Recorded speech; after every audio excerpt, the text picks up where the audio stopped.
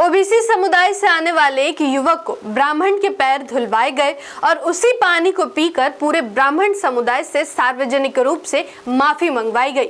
यह उस प्रदेश की घटना है जहां का मुख्यमंत्री खुद ओबीसी समुदाय से आते हैं। भारतीय समाज की जातिवादी हकीकत को समझना हो तो उसकी जड़ें ब्राह्मणवाद में ही दिखाई देती हैं। ब्राह्मणवाद ने समाज को ऊंच नीच के खांचों में बांटकर इंसानियत को जातियों में तौलने की परंपरा शुरू की। आज भी वही मानसिकता नए रूपों में दिखाई देती है। इस बात से भी नकारा नहीं जा सकता कि जातिवाद आज के भारत की सबसे गहरी सामाजिक बीमारी बनकर रह गई है। क्या है पूरा मामला, आइए आज के इस वीडियो में जानते हैं। मैं आकृति और आप देख रहे हैं MNT न्यूज नेटवर्क। हम 2025 के भारत में हैं, लेकिन भारत में घट रही जातिवादी घटनाओं से लगातार ये एहसास होता है कि आज भी हम 2,500-3 हजार साल पीछे के उस भारत में हैं, जहां आधुनिक भारत का संविधान नहीं बल्कि मनुस्मृति चलता था। घटना मध्य प्रदेश के दमोह जिले की है, जहां एक युवक को एक ब्राह्मण व्यक्ति के पैर धोने और वही गंदा पानी पीने के लिए मजबूर किया गया। पीड़ित युवक अन्य पिछड़ा वर्ग यानी ओबीसी समुदाय से है, जिसका नाम पुरुषोत्तम कुशवाहा है। आरोपी गांव के ही ब्राह्मण समुदाय से हैं, जिसका नाम अनुज पांडे है। खबरों की माने तो सतारिया गांव ने शराबबंदी की घोषणा कर दी है। पुरुषोत्तम कुशवाहा और अनुज पांडे इसी गांव में रहते हैं। शराबबंदी के बावजूद अनुज पांडे शराब बेचता रहा, जिसके बाद गांव वालों ने इसका विरोध करना शुरू किया। इसी दौरान पुरुषोत्तम ने जूतों की माला पहने अनुज पांडे की AI जनरेटेड फोटो बनाकर शेयर की। हालांकि उन्होंने पोस्ट को कुछ ही मिनटों में हटा दिया और माफी भी मांगी, लेकिन ब्राह्मणों ने पुरुषोत्तम के इस हरकत को ब्राह्मण समुदाय के अपमान के रूप में देखा और इस विवाद को जातिगत मोड़ जोड़ दिया।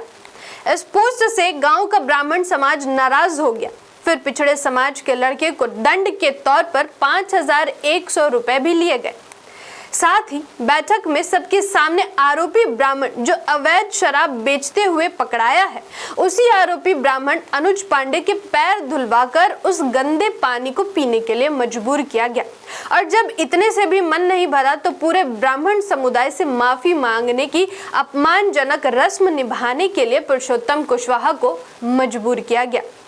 इस वीडियो में आप देख सकते हैं कि कैसे पुरुषोत्तम को घुटनों के बल बिठाकर आरोपी के पैर धोने और माफी मांगने के लिए मजबूर किया जा रहा है। आपको याद होगा, इसी मध्य प्रदेश में प्रवेश शुक्ला नाम के एक व्यक्ति ने अनुसूचित जनजाति समुदाय से आने वाले एक व्यक्ति के ऊपर पेशाब कर इसका वीडियो बनाकर अपलोड किया था। ऐसी घिनौनी घटनाएं करने की हिम्मत उस राज्य में की जा रही है जहां की कुल आबादी में अनुसूचित जनजाति की आबादी 21% और ओबीसी समुदाय की आबादी 50% से भी अधिक है, जबकि SC ST और ओबीसी मिलाकर लगभग 90% हो जाते हैं। लेकिन इसके बावजूद मध्य प्रदेश उन राज्यों में शीर्ष पर है जहां वंचित समाज के ऊपर जातिगत भेदभाव की सबसे अधिक घटनाएं घट रही हैं। रिपोर्ट्स की माने तो अनुसूचित जाति पर अत्याचार के मामलों में उत्तर प्रदेश और अनुसूचित जनजातियों के खिलाफ अपराध के मामले में मध्य प्रदेश सबसे ऊपर है। मध्य प्रदेश विधानसभा में पेश आंकड़ों के अनुसार प्रदेश में हर दिन वंचित समाज से आने वाली 7 महिलाओं के साथ दुष्कर्म की घटनाएं घट रही हैं। मध्य प्रदेश के दमोह जिले की यह घटना केवल एक व्यक्तिगत झगड़े या गांव का विवाद नहीं है, बल्कि भारतीय समाज में जातिवाद की जड़ें कितनी गहरी और जिंदा है इसका दर्दनाक उदाहरण है। एक तरफ हम देखते हैं कि वंचित वर्ग से आने वाले सर्वोच्च न्यायाधीश पर भी हमला किया जा सकता है, लेकिन आरोपी खुलेआम घूमता है। वहीं एक सामान्य ब्राह्मण का अपमान करने पर पिछड़े वर्ग के युवक को सार्वजनिक अपमान, पैर धोना और माफी मांगने जैसी अपमानजनक रस्में निभानी पड़ती है। यह अंतर समाज में मौजूद जातिवादी मानसिकता को उजागर करता है। भारत के संविधान ने समानता और न्याय की गारंटी दी है, लेकिन जमीनी हकीकत में अभी भी मनुस्मृति जैसी पुरानी सोच की पकड़ बहुत ही मजबूत है। यह दिखाता है कि जातिवाद आज भी हमारे समाज की सबसे गहरी सामाजिक बीमारी है और केवल कानून या शब्दों से नहीं बल्कि मानसिकता बदलने से ही इसे जड़ से मिटाया जा सकता है। धन्यवाद। जय संविधान, जय भारत, जय भीम, जय मूल निवासी। MNT न्यूज नेटवर्क को सब्सक्राइब करें, लाइक और फॉलो करना ना भूले। साथ ही बेल आइकॉन दबाकर जन जागृति की मुहिम में जुड़े रहें।